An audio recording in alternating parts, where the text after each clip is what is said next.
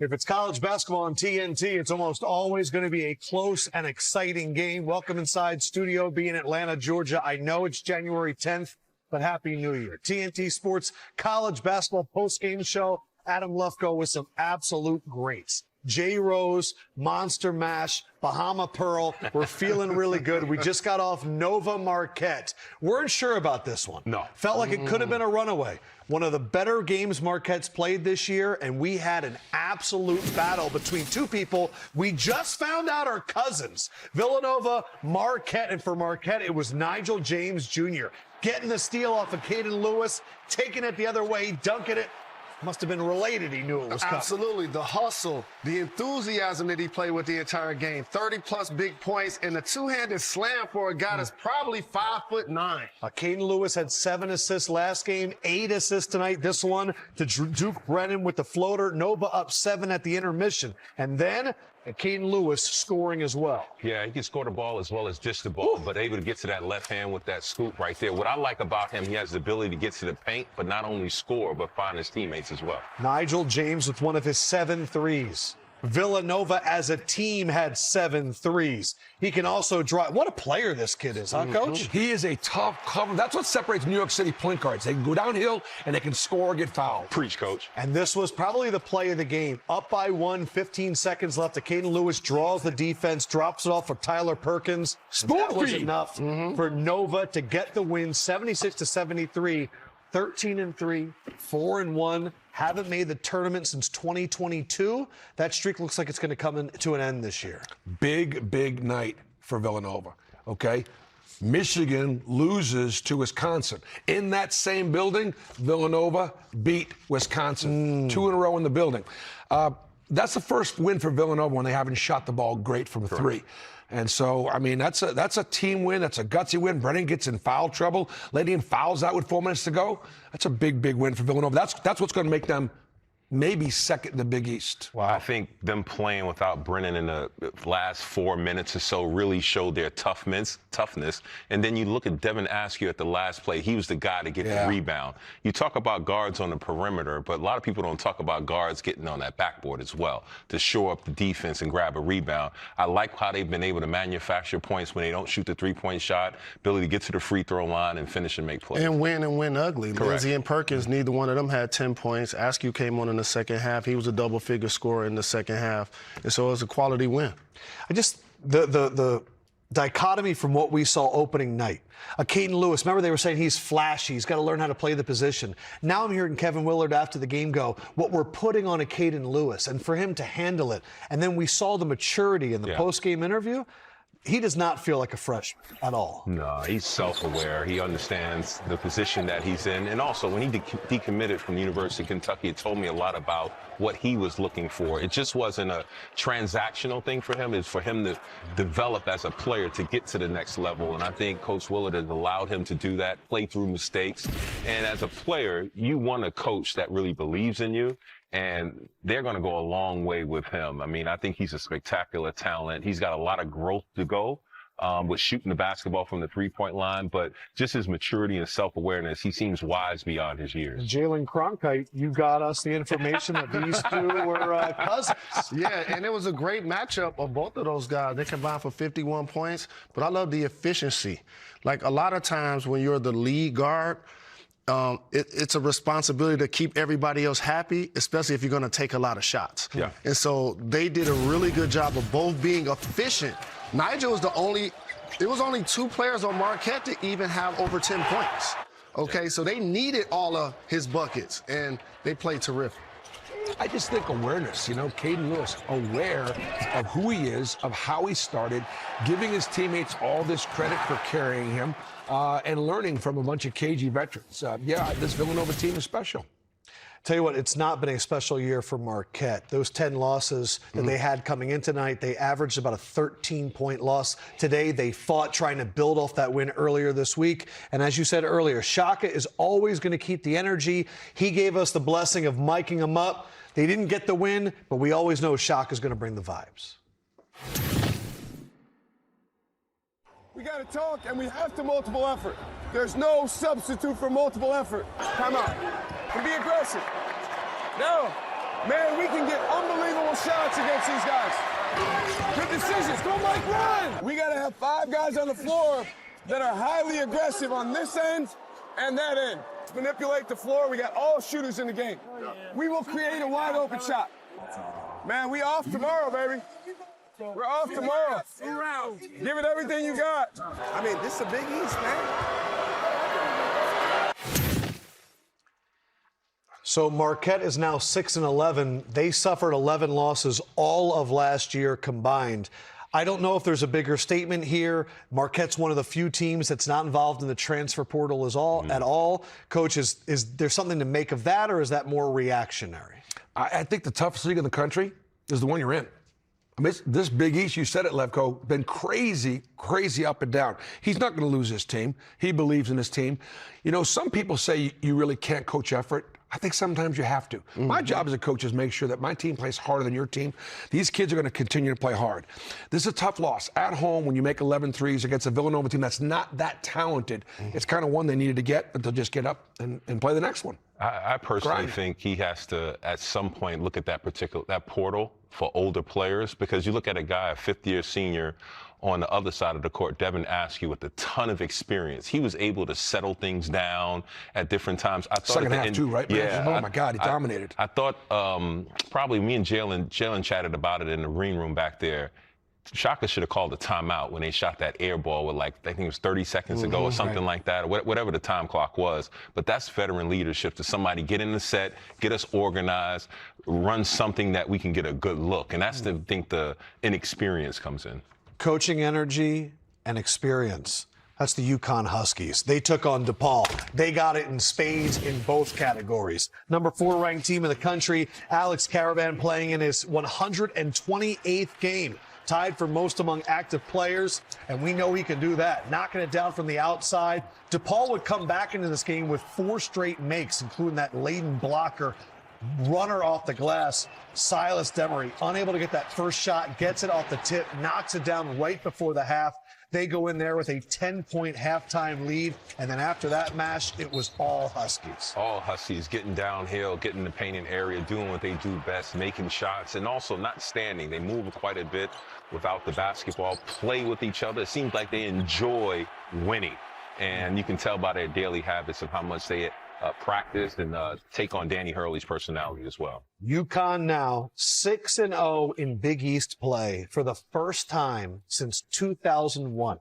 On that team, Karan Butler, Ben Gordon, Emeka Okafor. What a rotation. Almost as good as the rotation here of TNT analysts, as you'll see. We interviewed Dan Hurley, and he was very impressed. So a 12-point win, that locks up the 12th straight win for the UConn Huskies. Adam Lefkoe, Jalen Rose, Jamal Mashburn, Coach Bruce Pearl. And, Coach, I got to say, we appreciated your compliments about TNT earlier this season. Great to watch you live and in action here in Hartford. Yo, that's a big-time studio. You know, you got some big-time people in that studio. So, yeah, man, you guys, I love the way you talk about it. And you got a coach's perspective with, you know, one of the best to do it with Coach Pearl, and then, you know, Jay Rose and Monster Mash. Let's go. Let's go. Hey, Danny, it's BP.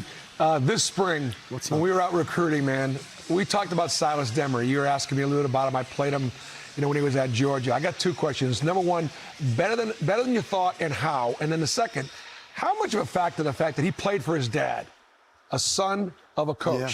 How's that helped you coaching him?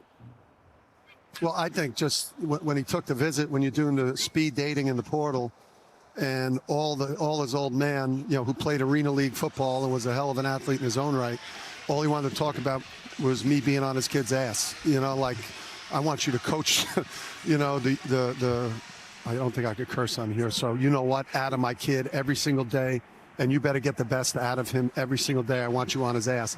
And then when you go back and you know, we needed help defensively, and this dude is a ball hawk. He's got great size, and now he's starting to understand kind of how to orchestrate our offense and then when to pick his spots and go get his own. Keep coaching him as hard as you love him, Coach. Yes, sir. Well, Coach Hurley's Jamal Mashburn here. First of all, let me get a little personal with you. I remember you at St. Anthony's and also the Road Runners. And also, I want to give a shout out to your assistant coach, Kamani Young. Yeah. He did me such a great favor by introducing my son when he was in high school to the PSA Cardinals and much. So shout out to him. But my question is, munch. Yes, you know. My question is, you built a championship culture there.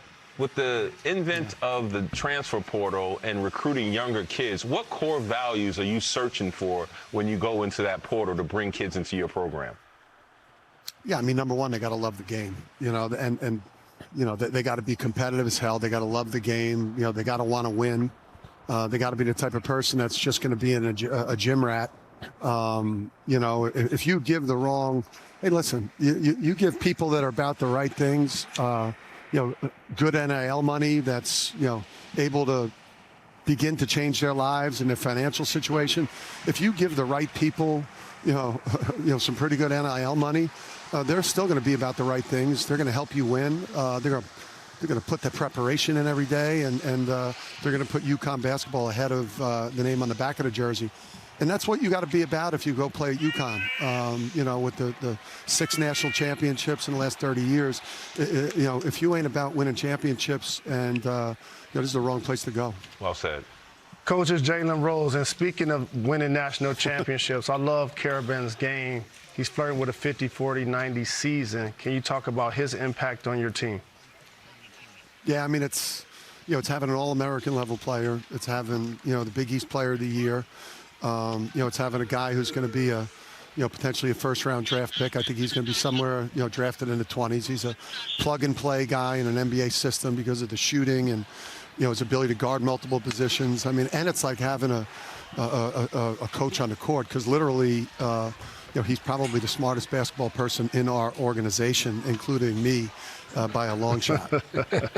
Coach, just to wrap it up, man, like as a non-player, non-coach, I watch you from the outside, and every story is about the misery or the pain and what you go through. I'm curious, when it comes to coaching, what are you having the most fun doing these days?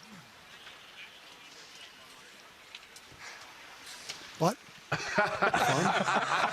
Yo, this just it for me. I don't know what BP's deal was. I mean, I don't know what, everyone's personality is different. You know, I watched Bob Hurley Sr.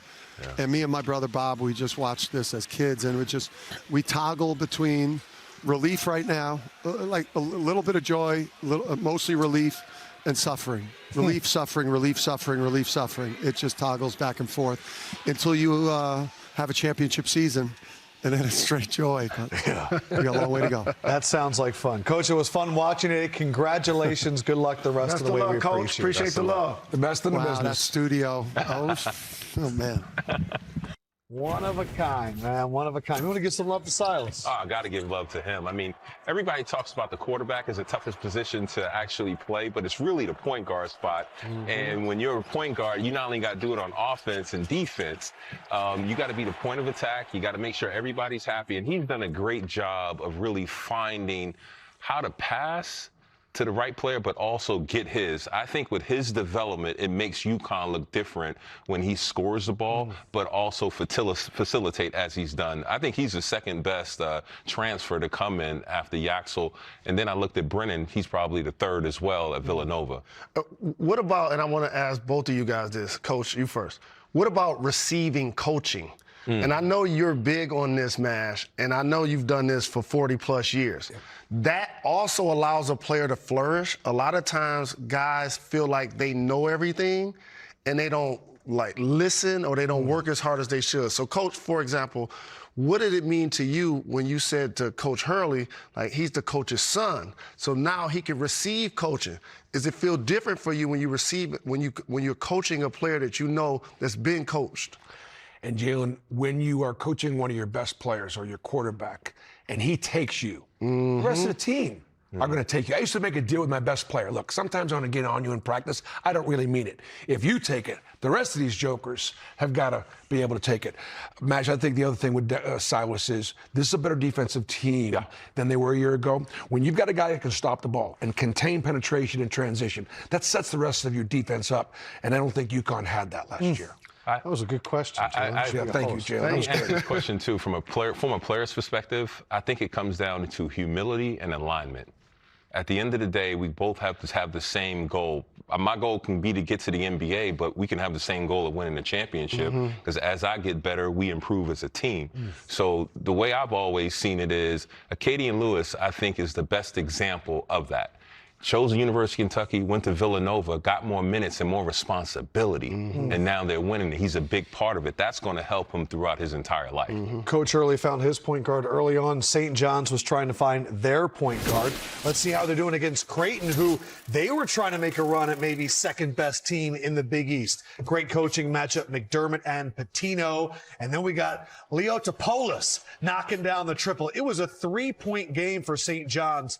12 threes in this one out of 23. Sellers, we can do a little mid-range as well. St. John's up by 18 at the half. More threes in the second half. Bryce Hopkins nails the triple. St. John's now 8-0 when they hit 8 or more threes in a game. They win this one 90-73. Again, can you figure out the Big East? Let's look at Providence and Xavier. Providence had Connecticut on the ropes. Xavier trying to get some big-time wins, 9-7 on the season. Messina Moore drilling a three-pointer from the wing. Xavier up by 8. On the break now, I love Jason Edwards. The dish. Vox, what did the Vox say? 3. Xavier up by 4. Then Roddy Anderson III finding Pop Njai for the lob slam. This is in progress. Xavier with a 9-point lead. Providence, though, has the horses to make it close. Mash, what sticks out about these conference standings?